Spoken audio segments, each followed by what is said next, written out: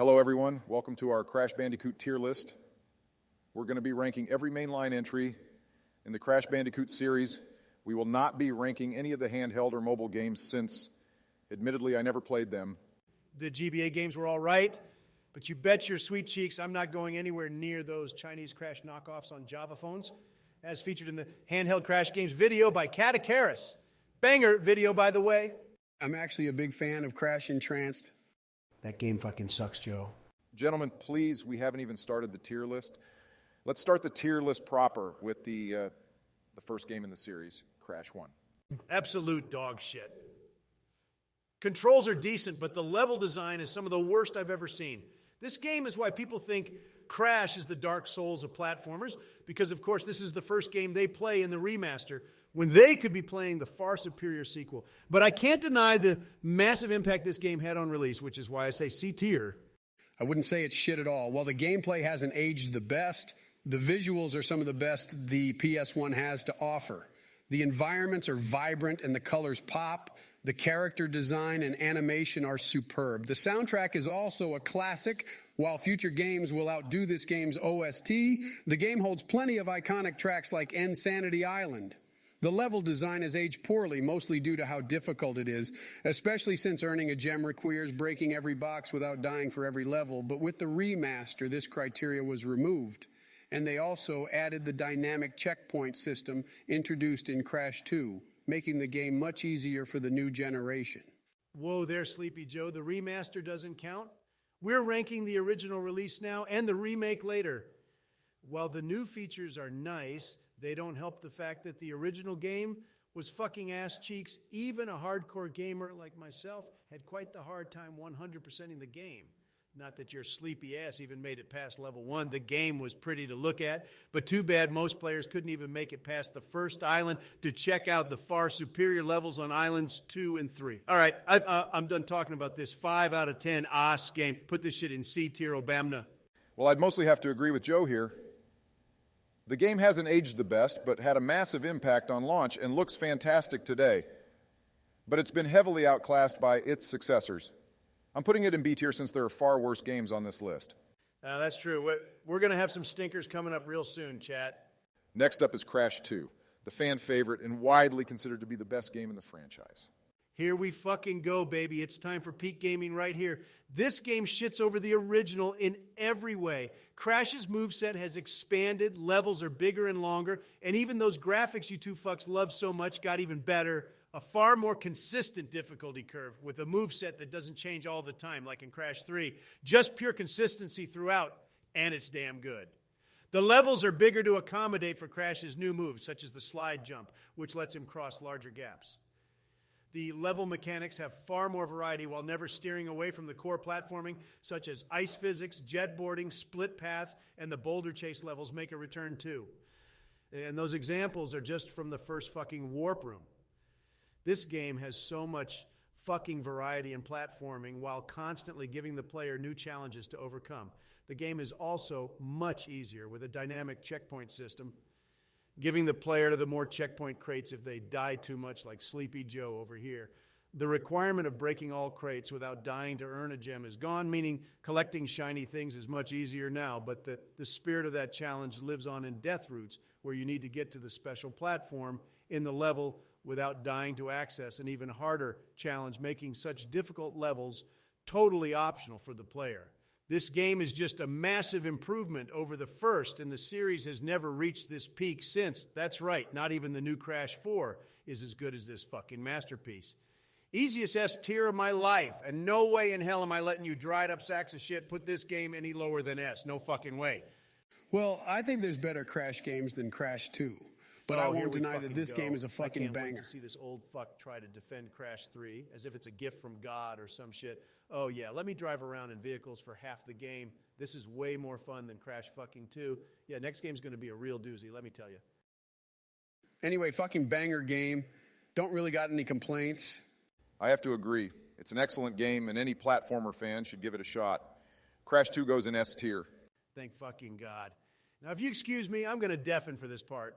Joe is going to spit nothing but hot steaming dog shit for the next 5 minutes. Good luck, chat. What an asshole. Well, time for Crash 3. I personally think this is far better than Crash 2. The platforming has been expanded even further with the most level variety we had seen at the time in the series. Sure, Crash's moveset isn't consistent as he gets a new ability every 5 levels, but the abilities only enhance the core platforming. Except for the bazooka, which kind of sucks. The real controversy of this game comes from the 13 vehicle levels. Now, I'm of the opinion that the vehicles aren't bad at all and a nice change of pace from the platforming. Donald makes it out as if Crash had never had vehicles before this, which is just donkey duke. Even Crash 2 had jet boards, polar bears, and that terrible fucking jetpack.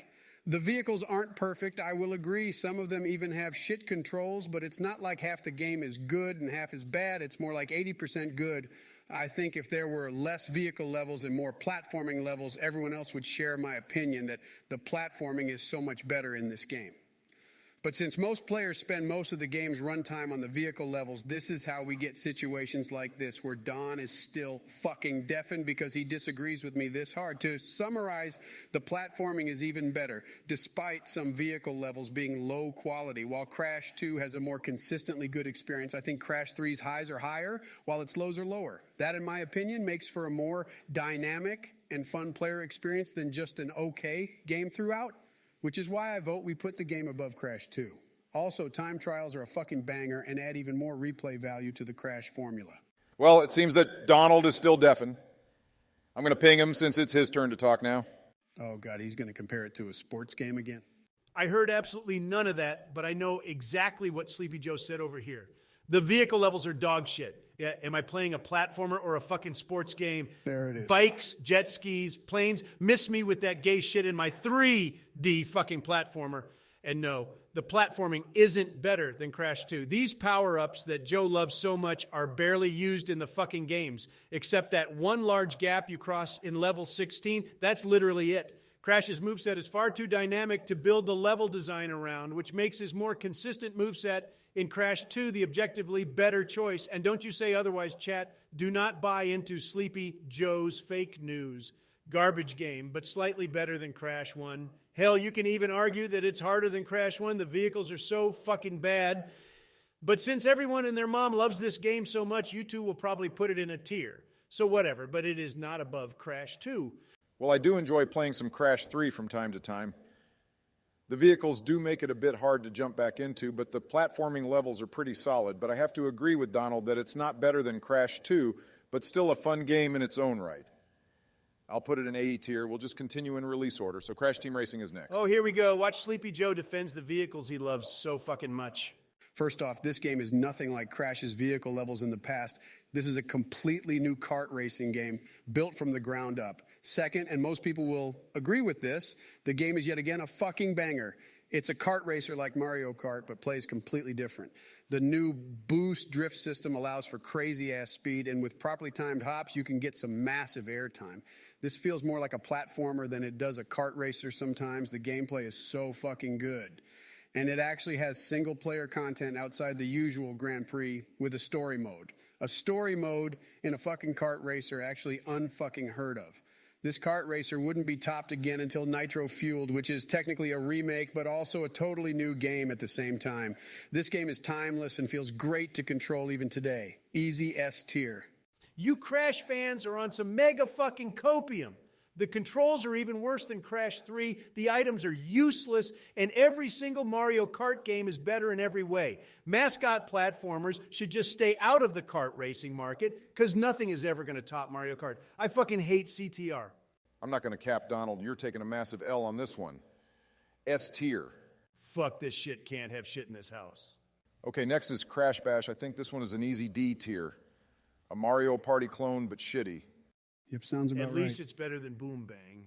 Next up is the universally hated Wrath of Cortex.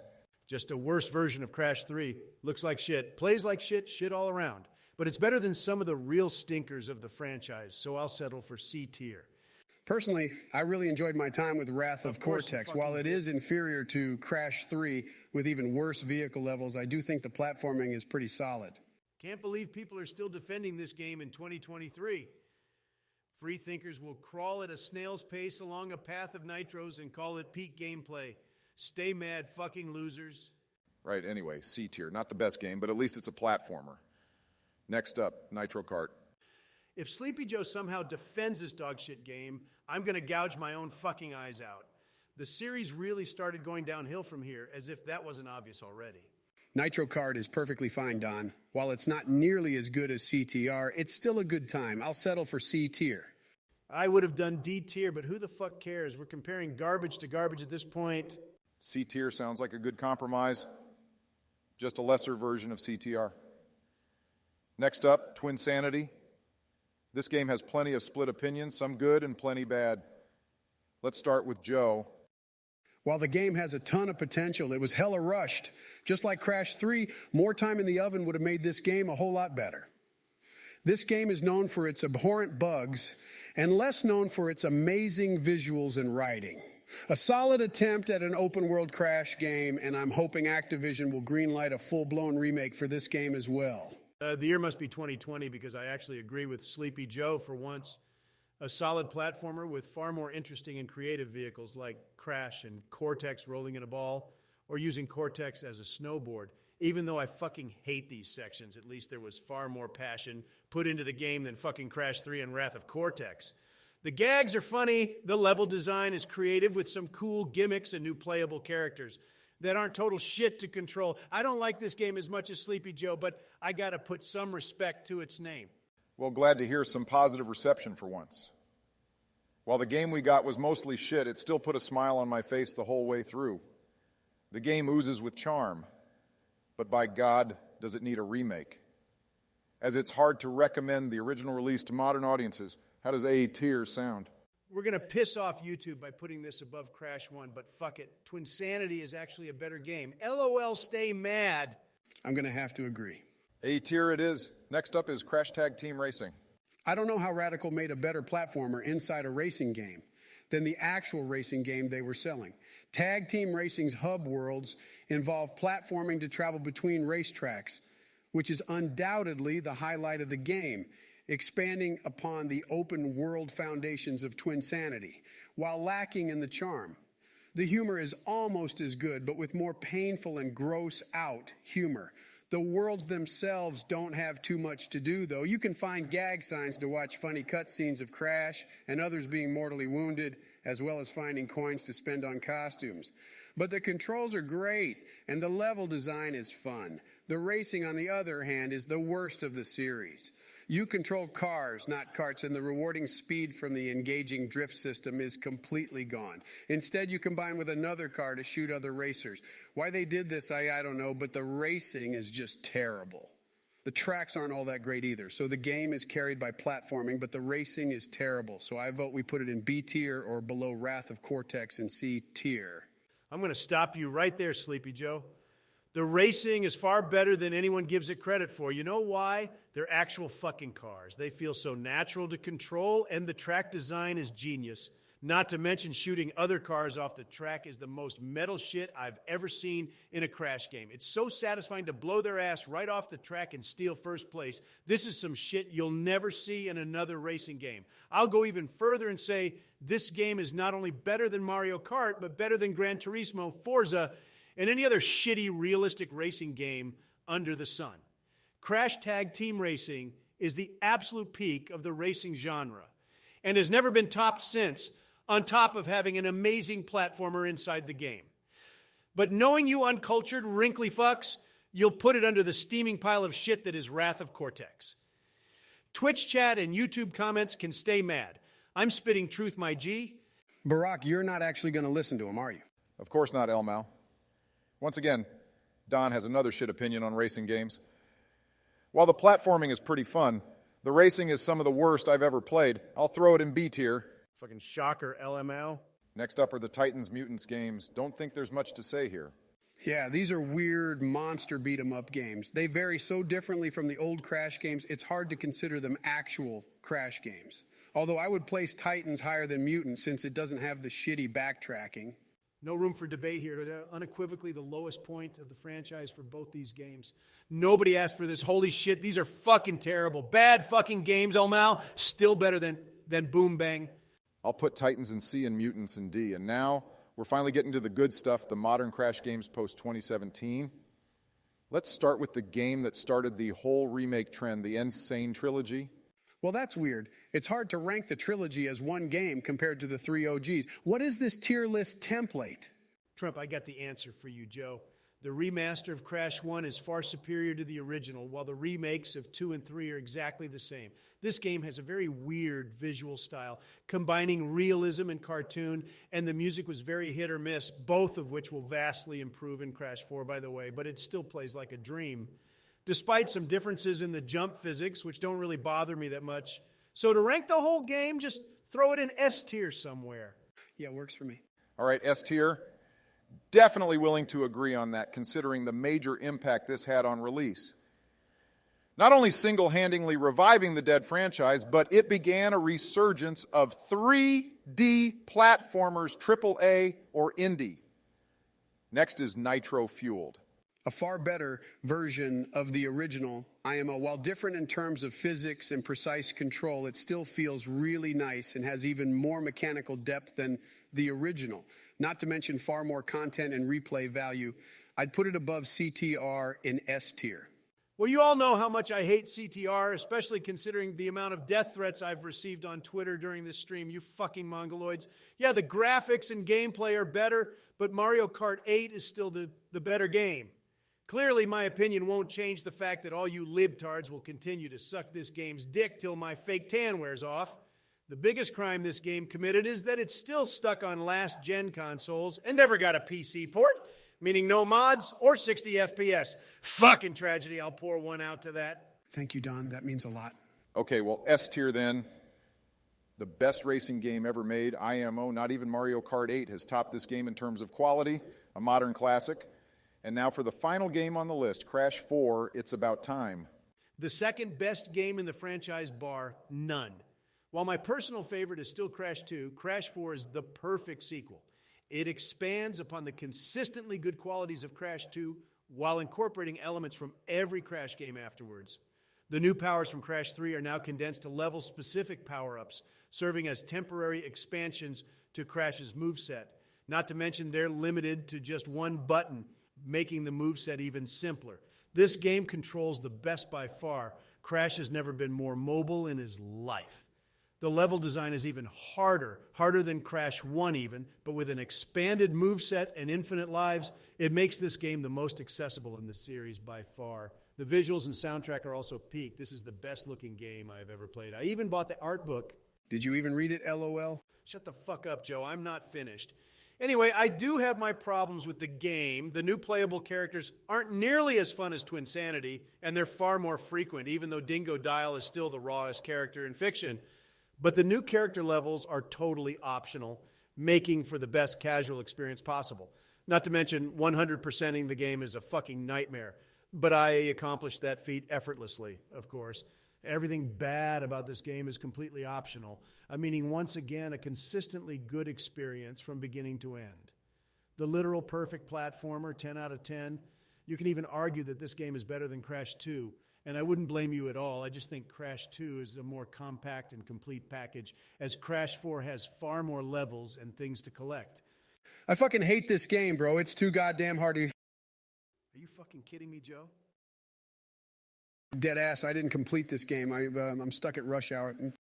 Oh my fucking God, Sleeping Joe. You are the worst gamer I have ever seen in my life. Grow an actual opinion, you fucking moron, and stop playing your baby mode racing game. Show me 106% on your profile before you talk to me again, you casual ass scrub. The game still looks and plays great, but God, these levels are worse than Crash 1. Toys for Bob were on some crack when designing these shits, bro. I'm thinking you're high right now. Getting tired, Sleepy Joe? Yeah, actually, think I'm going to head out. Throw Crash 4 in S tier, whatever. Good night, chat. Fuck you, Joe. Okay, S tier it is. And that's the tier list. Thanks for watching, everybody. Don't forget to subscribe and comment. Check out our Twitch where we stream every week. Goodbye, my fellow Americans.